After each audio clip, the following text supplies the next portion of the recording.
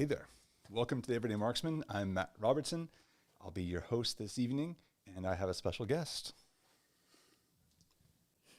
Say hello. This is my wife, Allison. Hello.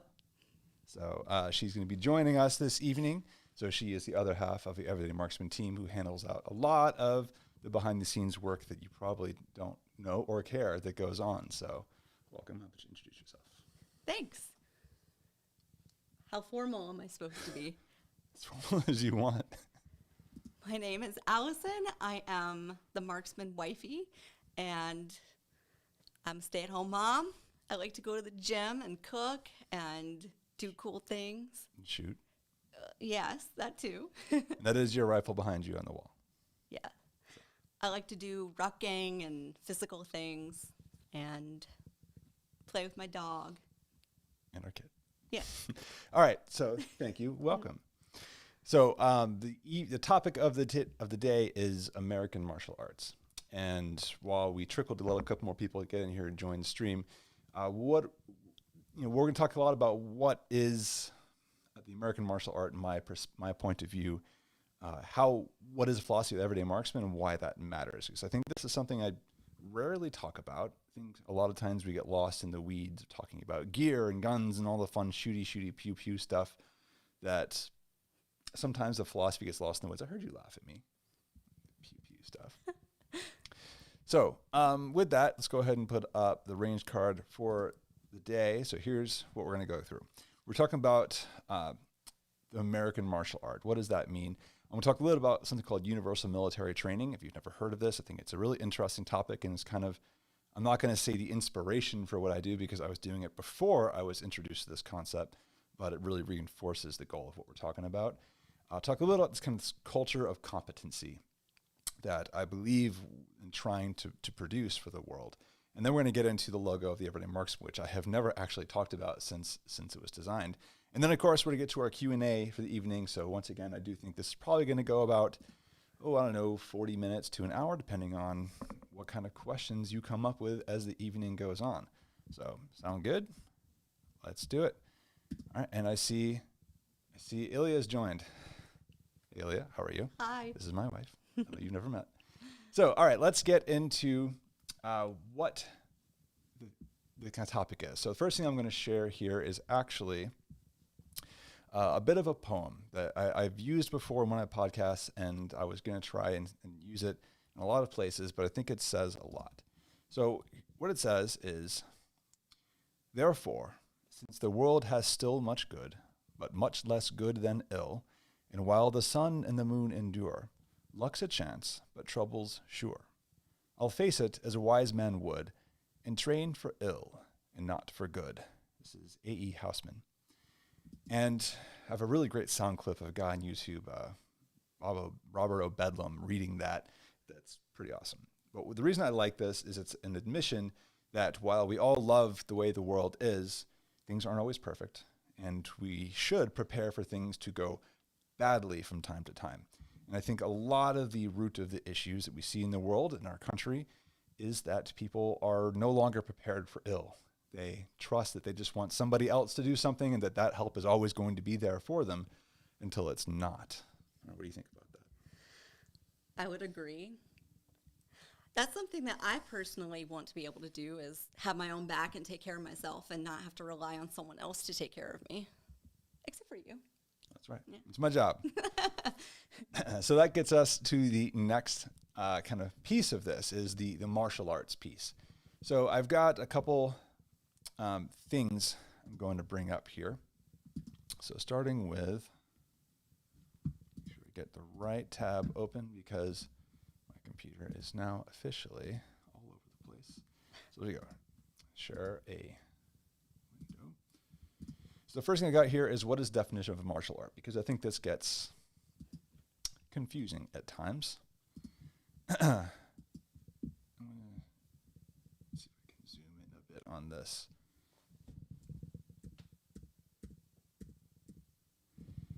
So the key word of definition of martial art, and this is the Black Belt Wiki, by the way, not for any particular reason, but there it is. The key word and definition of martial art is martial, which comes from the word Mars, Roman god of war, It means warrior-like or related to war. And therefore, martial arts can be defined as the art of becoming a warrior. Martial arts training develops the physical and mental aspects of being a warrior, whether to defend against dangers in the civilian world or in the military and law enforcement professions. So I think this is a really good working definition. A lot of the ones I've seen out there are all focused on something like Eastern martial arts and studying jiu-jitsu. No, it's not, well, I guess not whatever. Moving on. Doing like Taekwondo or Muay Thai or all these other like Eastern martial arts. When I was in college, I studied the Western martial arts, including boxing and longsword fencing. But I think the underlying theme is about preparing for war. Would you agree with that? Yeah. What would a woman do, though? I mean, you're my wife, so Viking shield maiden were a thing. You could fight too. My Valkyries here.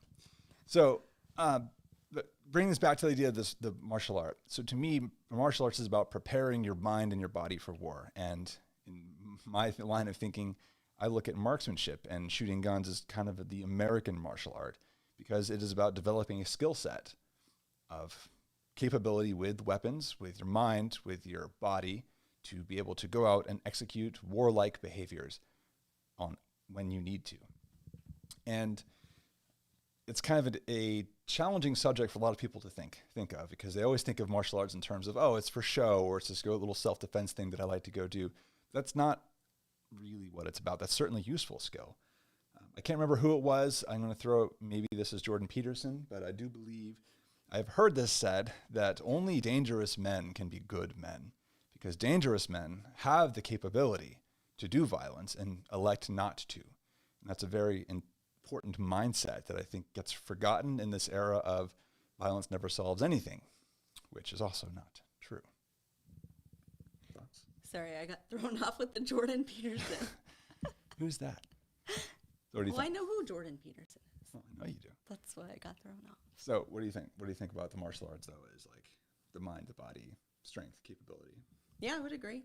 I've had friends who have done martial arts, and that's sort of along the lines of what they talked about. And I know Ilya is watching. I know Ilya's been to a bunch of martial arts as well, trains in a bunch of them. So I will not be getting in a fight with Ilya anytime. But if you all are in the chat and if you agree or disagree with that idea about only dangerous men can be good men, not men who just are passive and are actually kind of cowardly and incapable of defending themselves, and they just get by on people's goodwill. That's kind of the alternate view of that. How would you define dangerous? Dangerous? Ooh, that's a good question. Feel free to answer that one in the chat. But for me, I think, to me, a man who is dangerous is a man who is capable of doing violence.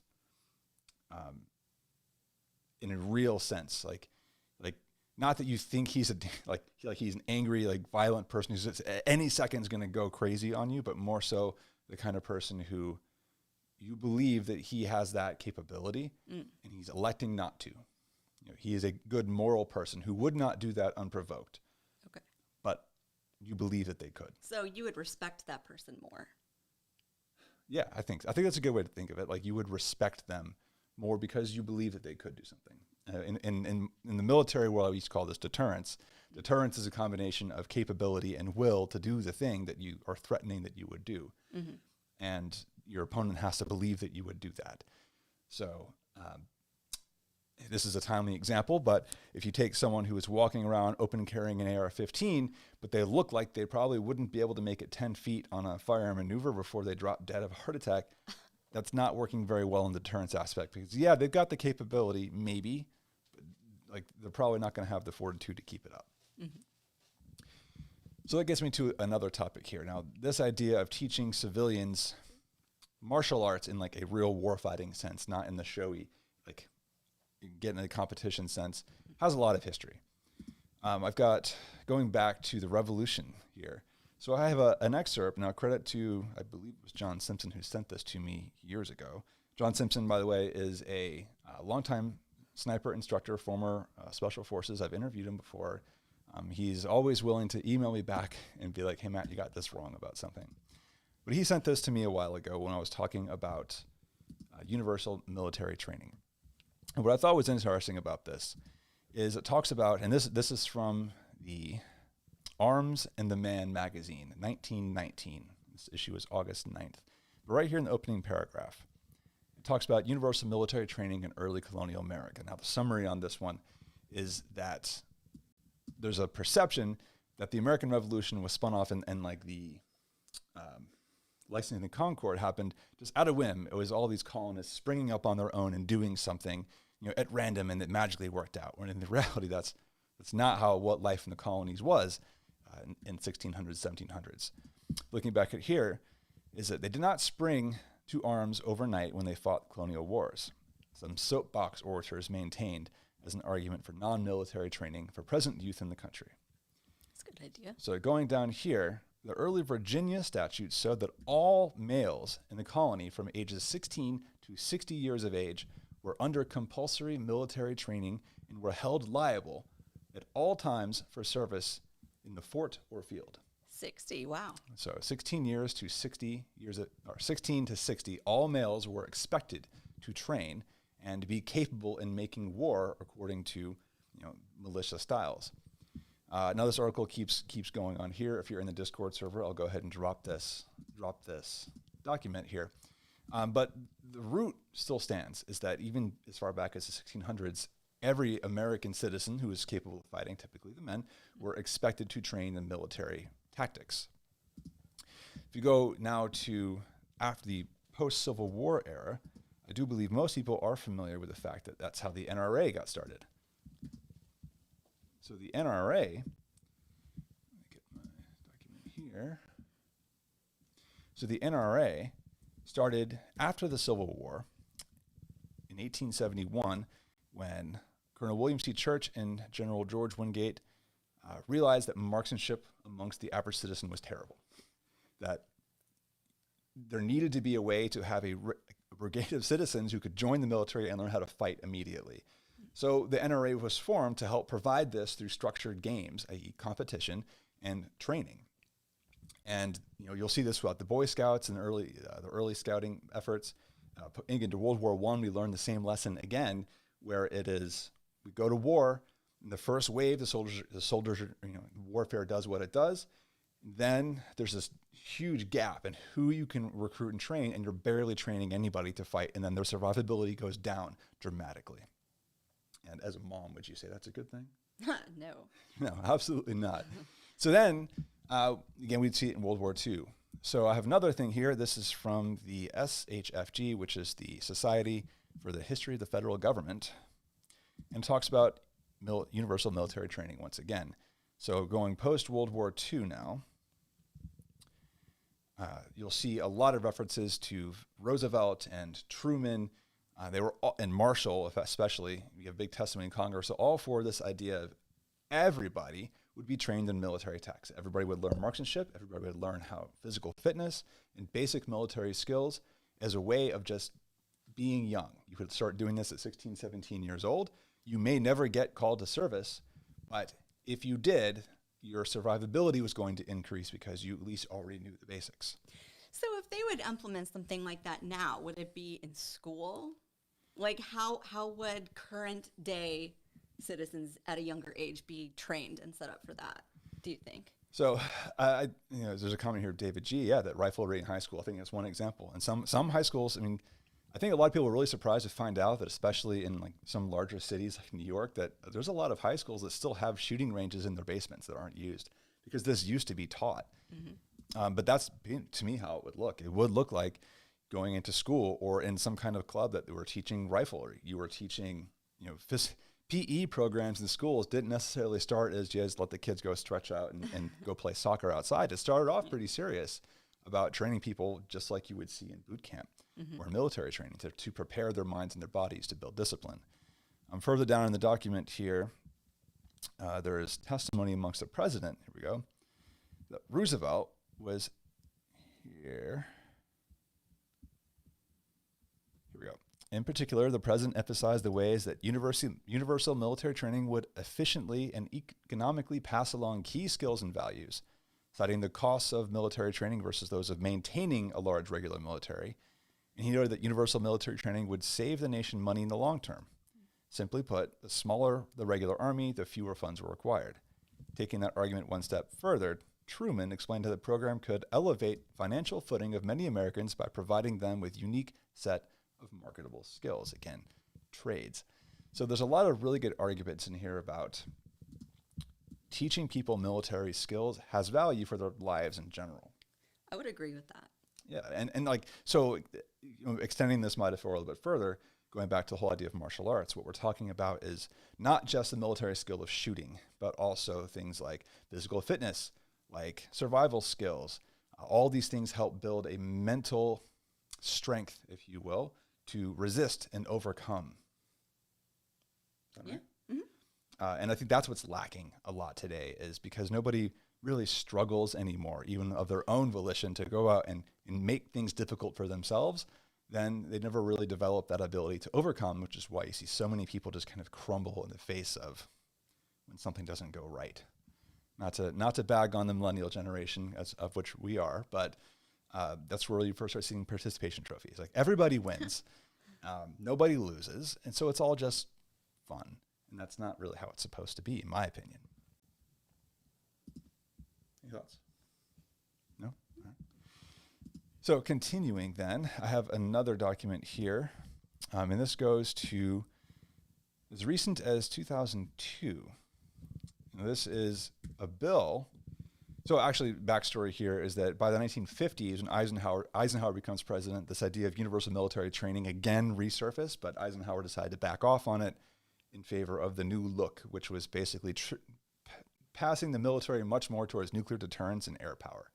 So at that point, it got dropped, and we said, all right, well, we'll just have a draft then someday. And it just never really got instituted. And that's where you start seeing a lot of uptick in Boy Scouts and other activities where I think a lot of people still thought these were valuable skills.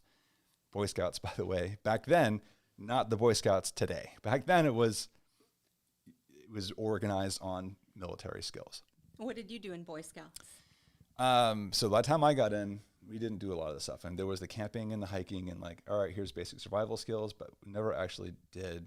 No, they did do some shotgun shooting. I wasn't part of that one. Oh. I ended up only shooting on my own much later. Oh. Well, you were in Girl Scouts, so what did you do? I was in two different types of troops. I did one that was more traditional where we earned badges. I didn't like that one quite as much.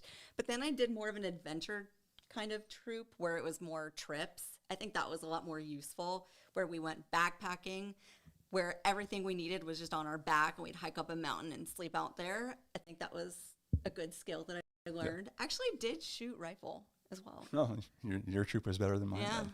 Surprisingly. But were they good rifles? No, probably not. I don't remember what it was. Probably a 22. Yeah, probably. So this wrap up this piece of it. We're getting into now the early 2000s. And this idea of universal military training came up again in December 20th of 2001, where the proposal was to make an obligation for all male citizens between 18 and 22 to receive basic military training and education as a member of the armed forces unless otherwise exempt. And it permitted female volunteers to do the same. So you see this idea came up again where we want to train every capable citizen to go out and learn the basics of military skill. So this idea is not new by any means. This has been around as part of American culture since the late 1600s, going back to the colonies. Mm. So that gets me to the Everyday Marksman. And we've gone, this is about 19 minutes to get to this point. So the Everyday Marksman to me is about teaching this idea of martial arts to everyday people. And that martial art is including rifle shooting, pistol shooting, survival skills, preaching physical fitness, preaching mental fortitude to go out there and succeed, and challenging yourself to overcome things. Because we believe that that's the way to grow as a person. That's a way to succeed in life, is to challenge yourself and grow. And I think military skills is an obvious avenue for doing that a lot of people just kind of don't consider anymore. Mm-hmm. What do you think? Anything else on that one? Mm-hmm. So that gets us to talking about the Everyday Marksman logo here. So I had this logo commissioned last year, and I worked with actually one of my own readers who is a graphical artist, and we kind of went back and forth in this. I had several different designers helping me, but this is the one we settled on. And the idea was looking at the bottom of a spent rifle casing. So you have the outer rim, you got the inner side and the primer. But then that kind of evolved into what you see here, which looks like a target with the X-ring. And that part's pretty obvious. But what a lot of people don't quite get is what is the torch on the left and the pine tree on the right? What do you think? Outdoorsy. Outdoorsy. We'll start with the torch on the left. What do you think about the torch? Why is that there? You're quizzing me. I'm quizzing you. Learn how to start a fire. Fire. That's a good example. So if you're watching this in the chat, what do you think? What is the torch? What does the torch stand for? I'll say in the traditional sense of icons, a torch stands for knowledge. And someone says The Olympics. The Olympics and an air freshener for the pine tree. That's that is no, that's not right. But I appreciate the effort. Good effort. So the torch is about passing knowledge, but I also liked the idea of carry the fire. I believe it was Cormac McCarthy. But carry the fire was about carrying on tradition of everything, of carrying on tradition of life, carrying on tradition of being a capable citizen, of being a man or being a family member. It's about passing something on to others and persevering. Well, actually, that's the other one. So I gave part of it away. So that's the torch. It's about passing on knowledge and in general, it's also fire, survival. Got it. So we get to the pine tree. So it's not an air freshener. Thanks for that guess. I appreciate it. a reminder not to start forest fires with the fire. Well, remember, only you could prevent communism. Did I say that out loud? So the pine tree. The pine tree has a lot of meanings. One of them is about durability. It is about perseverance and sustaining through adverse conditions. That's why the pine tree is going to be there. Yes, that is also another reference to it. So an appeal to heaven. I figure I need to go now bring up this one. So Is that like the mug? Yeah, so it's like my mug, but the appeal to heaven is a Revolutionary War flag, like this, the pine tree flag, that is in reference to, this was Washington's cruiser flag during the Revolutionary War. He flew this around his warships. But the phrase here is one I've talked about on the podcast before, which is there's always a higher authority. And the reason this one got flown, in my opinion, I could be wrong, I'm not a revolutionary historian, but this has a lot to do with, they were revolting, frankly, against a king who was saying, no, you can't do that. And they said, well, we have absolute rights given to us by God and by nature, who, I'm going to a higher authority than you. That's the appeal to heaven piece, because there is an ultimate righteous authority that your laws mean one thing, but laws are made by man, and some things are not. And the tree itself is about durability and everlasting through all of that. So that's a big part of the tree. And Diceman says, yes, also that is part of the Colonial flag. So that is where the tree came from. But now to my thinking here as well, the tree is also just about the survival skills and nature and the outdoors aspects of what the Everyday Marksman is about. So taken together, this entire logo is talking about marksmanship, and that's the X ring in the target. That's about passing on tradition and knowledge, and that's what the torch is about. And it's about durability and that mindset and, frankly, an appeal to some rights exist beyond law. And that's what the tree is about. So that's what the Everyday Marksman logo is. So that gets us to kind of the wrap-up piece here. And we're going to talk very briefly about wrapping it up before we get to the Q&A. We have some people in the chat now. So, martial arts. Martial arts means it is training for warlike activities, whether that means formal or informal, but it's about doing something with your mind and your body to prepare yourself for war. Whether that war ever comes is not the point. The point is about training yourself to be dangerous and then electing through good moral fiber to not commit that violence against others. But you are capable. And should things come to it, you have that ability, and you know you have that ability, which gives you a certain level of confidence that you might not had before. So that's something we could wrap up. Yeah, you know what I can't stop thinking about, though? What's up? When you meet people, do you ever think they would be great to have on my zombie apocalypse team? Or is that just me? with this whole conversation, it just makes me feel like I want to be that type of person that has something to offer to be recruited for somebody's zombie apocalypse team. Like, I don't want to mooch off of them and drain the resources. I want to take care of myself or add even resources and be able to take care of myself and take care of other people and just not be a drain. Yeah, I think that's another good way to put it is to go back to the Mark Rippertoe quote. Strong people, and you talking physical strength, but strong people are harder to kill and they're more useful in general. Mm-hmm. I think of, what was that? It was that TV show Revolution back in the day. I think it was NBC. Like all the power in the world goes out. And there's this one guy in the group who was utterly useless at everything except screaming. Like he just like. That's right. He screamed all the time. Yeah, he was just there to eat up their resources. And then in the real world, I don't want to be that person because that person's not going to survive and it's probably going to get kicked out of the group. Probably. Yeah. So that gets us to the end of the opening here. We've been at for 26 minutes. So let's go to Q&A. I'm bringing up the chat. So for those of you who are watching, I see there's a couple of you out there. What do you got? So you got me, you got Allison. What's on your minds? That was a decent show until it got weird. Why'd it get weird?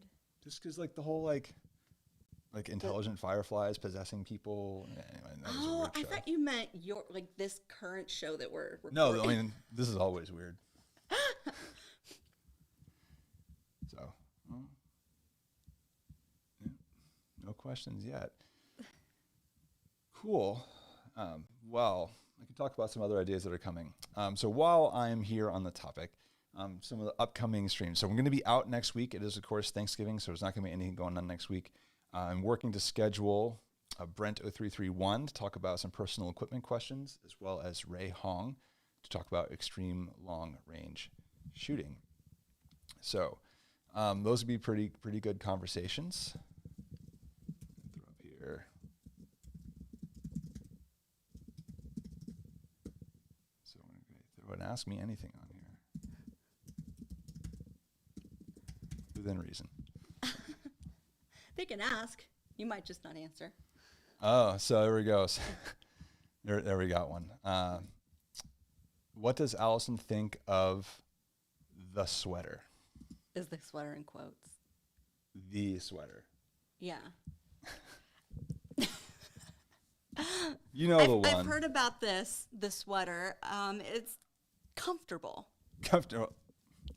All right, so now this see, the joke about this one is this requires explanation now. So now I got to go find this sweater. So the joke on this one for if you don't know the history of Everyday Marksman, there was a while ago I set up a community. You know what? I think I deleted this. No, I didn't. Here it is. It's the sweater. I set up a community. It was like a private little social network that was okay. It did a lot of things. Know, in that angle, I can understand. It does look kind of grandpa-y. Thanks. It looks better in person. So here we go. This one's for you guys for deciding that you want to see it out there. So I'm not gonna put this on there. There we go. There is the infamous shawl collar sweater. Whatever. What do you think of it? You look really good. Thank you. That's right. And that's what we do. I'm just looking at the contrast between now and then. You look really good. Oh, now I look good. Yeah, you look good now. Oh, okay. Sorry, not to say you didn't look good there. What are you trying to say? I'm noticing you look good. All right. Next question. When did the group begin? So, Dave, you have to be a little more specific. What group? The Marksman group. Marksman group. Which group? The Marksman group. You mean like, all right, so the social network aspect was last year. It actually didn't make it more than a year. It just kind of got to being a little unwieldy to maintain, as well as on top of all the content. So it got replaced with Discord. So now there's a Discord server that you can, if you subscribe to the website, as part of the introductions to the Everyday Marksman, you'll get a link to join it. Now, there's also a private section of it that is available only to those who are supporters, which there's a link for how to do that. That gets you access to the entire server, including all the private sections where I'll reserve some extra discussions and topics and private reviews of things that I'm working on.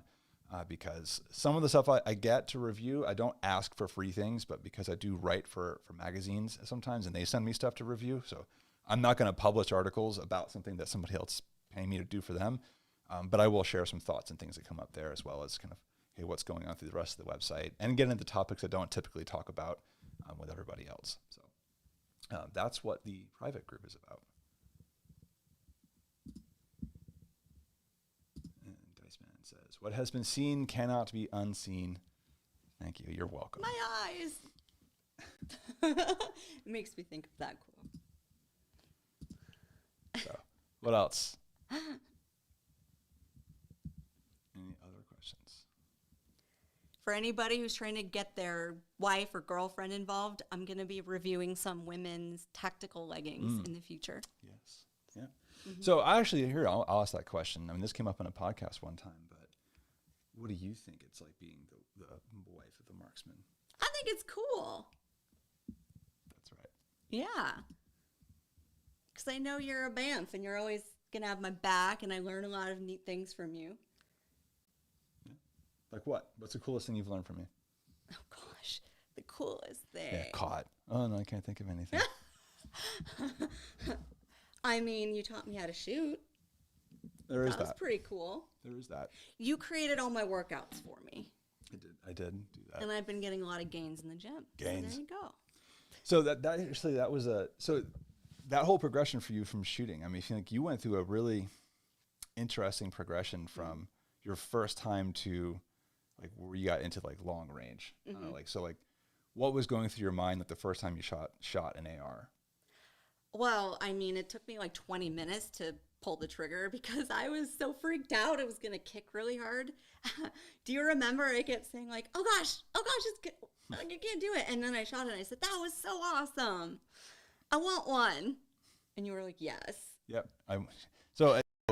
Pretty much exactly how it went. So the funny thing, we can't touch them because of YouTube, but the one that's right behind me here, that one was the one that she shot. I feel like I just kind of answered the question about afraid of the blast. To be honest, I'm way more scared of pistols than I am of rifles, because once I finally actually shot a rifle, the kick, I barely felt it, especially with an AR. I get freaked out with pistols. I don't like how they feel. Like I kind of, I don't know, I psych myself out. I think the Garand had a little more of a kick, but honestly, I did not mind it. I like rifles. I think they're really fun. So it was just, I had to do it. That was the only thing that would get me over my fear, was to just do it and experience it, and then realize that I had worked up in my mind that it was going to be way worse than it actually was. But it's really not that bad. And then just getting stronger helps a lot too. Like we were doing some drills in the basement, and I hadn't really handled anything for years. And with my fitness level now that I have lifted a lot longer, I felt like it just felt more secure, and I could practice drills standing up, and I probably could have handled it if it were live at the range, like standing, and just, I think the overall strength has helped a lot. And it's also just, I think it helps with the fundamentals piece, the flexibility. Like we were, Allison mentioned doing drills. We were playing with the Mantis Laser Academy. I had a target set up on the wall, actually back here, and she started working through like various like positions and fundamentals. And sorry, I just saw one in the comments. And she's just a natural, so like that good like flexibility, low heart rate, and it's just like hasn't done it live fire for quite a while at this point, but still like just nailing that X-ring consistently at different positions. So the comment here is, good to have wives as shooters. Mine is scared of anything other than a 380. She's fearful. So. Yeah, I think it's just a matter of trying it, like just doing it, and you realize it's not as scary as you have it worked up in your mind. That's what helped me. I just didn't know what it would feel like, so I think it's just the unknown is kind of scary, but the kick's really not that bad. I didn't think so. Yeah. And a trick that Matt has done at the range with people who are less experienced is he only loads one round. Maybe that would make them feel a little bit more comfortable knowing that they're just going to do it once and then that's it. Well, part of it's also a safety thing. I realize that, but maybe it would just help them not think, oh my gosh, it's going to take control. Maybe it's more they want to feel in control and that would help. Yeah, that's definitely there. Now the safety piece of that was I took a friend and his girlfriend to the range one time, and I loaded 10 rounds into my Beretta 92 and handed it off to her. She fired it, and then first shot she screamed and then like recoiled up, pointed upwards, and then clenched and fired again right through the roof of the little cover area. Scary. And then nearly swept me on the line, but I managed to grab it out of her hands before that happened. So after that, I realized, probably shouldn't. If somebody's never done it before, probably shouldn't give them multiple rounds in a semi-auto, because if they're afraid of it and their muscles flinch on it and they're not controlling their reflexes, that can be bad. Yeah. So yeah, ever since then, it's always first shot is always just one in the magazine, and let them be like, okay, that wasn't that big a deal. Exactly. Yeah. So question: any thoughts on taking classes or going to matches together? You're offering to babysit? Because that's my biggest hang up, honestly, is our 2-year-old. But I think it would be fun. Yeah, I would love to. I mean, I think like the rimfire match I did, or even just going to like a local pistol like steel shoot. Yeah. We don't have to go all the way out to West Virginia for that. Like we can do that just down the street. You know what we should do together, and this is a plug for your podcast coming out, is the shooting and the fitness. Oh, the tactical games? Yeah, the tactical games. Yeah. That would be fun. So yeah, I have an interview with Mike Green and his wife, actually, where we talk about the tactical games and preparing for them, and Allison's helping me edit that one down. So that'll be probably after Thanksgiving that one comes out. But yeah, that would be fun. Yeah, no, that would be fun. I know we talked about Spartan races in the past before too. Yeah. So David says, "Oh boy, I think that's probably in reference to the story from the guy's girlfriend shooting." Yeah, that one was not a good. And then I remember, I let her shoot the Garand too, and I remember she fired it once and then just kind of stood up and went, "Oh, F that," and just kind of like handed it off, and then that was it. Yeah, I wasn't there for that. Yeah. So, yeah. So a good call. 2-year-olds have terrible muzzle control.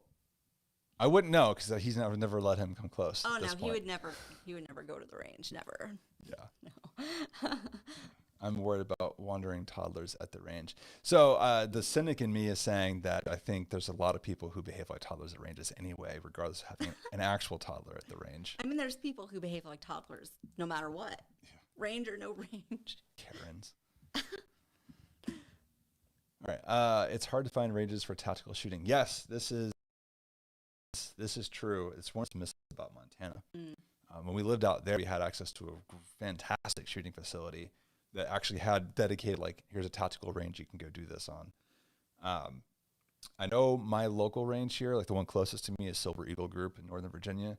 They do have this, but you can't just go to it. It's like special occasions only kind of thing. And beyond that, I know of places around Virginia. There's like down in Culpeper.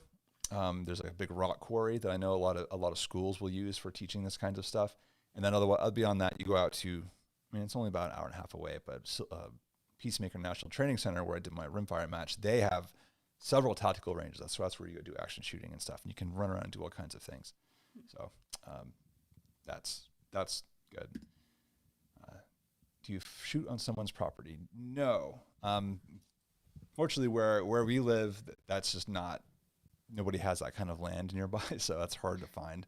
I know that's common. I've done that on people's property when I've been like traveling out more like west of the Mississippi River. But yeah, where we live, that's very difficult to find because there's just not that much open land.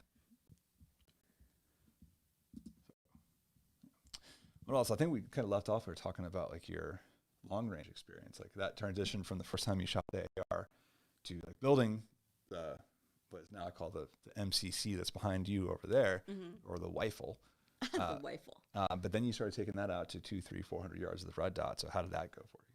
I thought it was really fun, especially with the metal plates. Yeah, I did really well with the red dot. I think I got up to 500 yards with the red dot, but I just really enjoy it. I think with my background, I have that type of work ethic where I just want to practice and practice and practice and then be just really good at things. And there's just something really rewarding, I think, with the long range especially. Yeah. Yeah. I think that's, you just said, they're working and working and working, and that's true of martial arts in general. Go back to the theme of this kind of discussion is when you want to get good at something, you have to work at it. You have to put it in the practice. You have to do the dry fire and the drills and learn the basic mechanics. You know, and as I was working on, today I posted a review of Ryan Kleckner's Long Range Shooting Handbook. Good book. A lot of really good pointers to it. But one of the things is I started comparing it to other books I've got in the collection by John Simpson and Pete Lessler and others. And, you know, there's this underlying theme that I think is often forgotten, which is all these books talk about the perfect marksmanship scenario where it's like you get to go lay out, stretch out on the grass, you know, set up your bipod and go hit 300, 400, 500 yards. And in the real world, whether it's competitions or otherwise, we don't live in a prone world. You have to improvise. Sometimes, like you'll see this if you ever go do a precision rifle match. Your position is going to be perfect. Like you can't get a good position, but to do with that directly depends on how well you've practiced and broken those fundamentals down so that you can improvise when you need to. Do you find the discipline of shooting affects other aspects of your lives? For me, it's almost reverse because shooting came after other things. For example, I used to run marathons, and I think the discipline of that kind of a rigorous training schedule. I was running 6 miles a day, 5 days a week, plus a long run on the weekend, running through the soreness. Yeah, I don't like it anymore, but I did at one point. And then just with my musical background, I think a lot of that built up the kind of discipline that made shooting come more naturally to me. Mm-hmm. So I think mine was kind of flip-flopped. Yeah, so like you brought a lot of things to shooting. Yeah, that's true. Or like the discipline that I have in the gym, like working through like really hard lifts and then just hitting it the next time and the next time and the next time. Yeah. So I think for me, I can be rather ADHD at times. Really? I mean, I can do both. Like I can get easily distracted, but at the same time, I do think shooting helps me. Like, if there's a couple things I've really learned through it, it's been about focus. So when I need to focus on something, I can just like zone out what's going on around me and focus on the task at hand. And I'm not going to attribute that just to shooting. You know, I've had a lot of positions in life and jobs where that's just been kind of a requirement, just tune out noise and go get the task done. But I'd like to think it's a contributor. I also think breathing.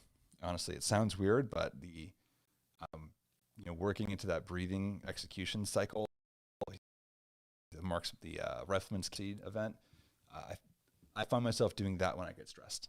I'll just kind of fall into like this, and just kind of follow a very even rhythm of breathing, if that makes sense. That's good. Yeah. So, interesting question. When are you going to publish a review on the Mantis Laser Academy? I'm not, because somebody else has asked me to do the review for them. We'll talk it up to another topic like that FN 502 we can do as a private discussion in the Discord server. Now I may talk a little bit about, you'll see it tangentially show up. But yeah, we'll do that one in the Discord server because that's not going to be a public review. So we can't talk about it? We'll save it for that. Okay. So yeah, lame. All right, so here's what I'll say, Dice, is that now having the Mantis X, which I've had for several years, and now have the newest version of it, and now tinkering with the Blackbeard for rifles and the Laser Academy system, I feel like I've gotten more benefit from the Laser Academy system in a couple of days of using it than I did from several months of Mantis X. So that's kind of my key takeaway. I do think that Mantis X is a really good, really low profile training tool, especially if we're working on your stability and your trigger control.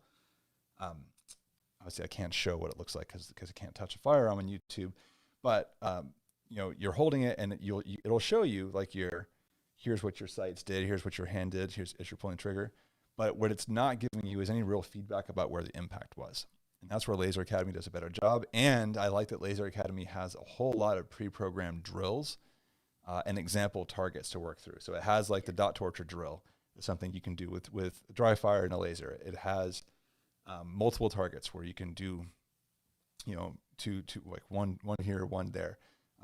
Probably wouldn't work with striker fire pistol because you only shoot once, but with a double action pistol or with Blackbeard, yeah, you can do all kinds of interesting things. It's got par timers on it, and then it can give you that real-time feedback and a score, which I think is really interesting. I had fun. Yeah, exactly. Yeah, it was fun.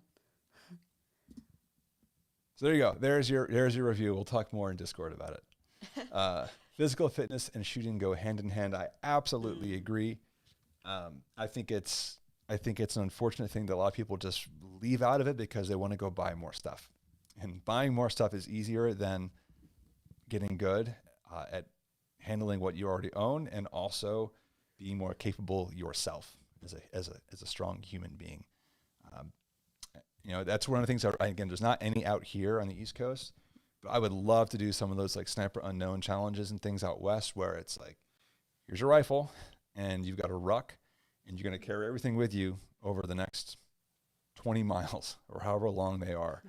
And it's a lot of rucking and then improvised positions, and it's all timed.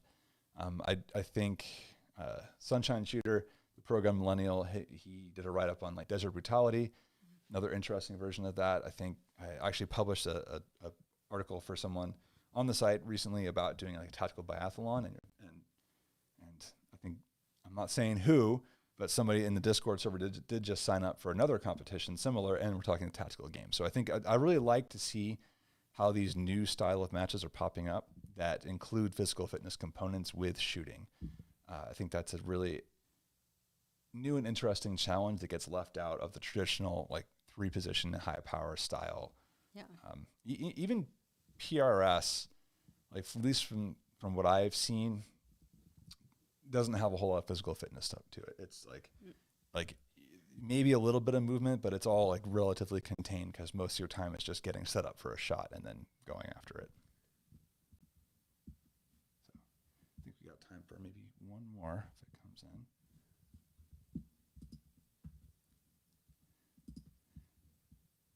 I would love to get you out to a precision rat match. I think you would enjoy that one. I mean, wouldn't I have to practice a lot more Well, before yeah. shooting in a match? I mean, it's been like 6 No, years. you'd be fine. All right. Well, in that case, we'll go ahead and wrap it up. We've gone for about 47 minutes. So with that, we'll say thank you for coming out to attend the stream. Thank you, Allison, for coming to join me this evening. It's been a good time. I appreciate talking to you guys in the stream. Again, we're not going to do this next week. In the future, I don't know if this is going to be a weekly thing or not. I'm kind of trying to start off with a bang and get a rhythm going. But do look for more streams. We'll be announcing them here, and as well as the site, as well as stuff that's not streams, but there may be recorded interviews. That way we can do some gun handling and things to explain various concepts, like, really kind of going through and explaining what this is, how it's configured, with somebody who specializes in doing that. So until then, thank you for coming out to join us. It's been a pleasure talking, and thank you. Have a great evening.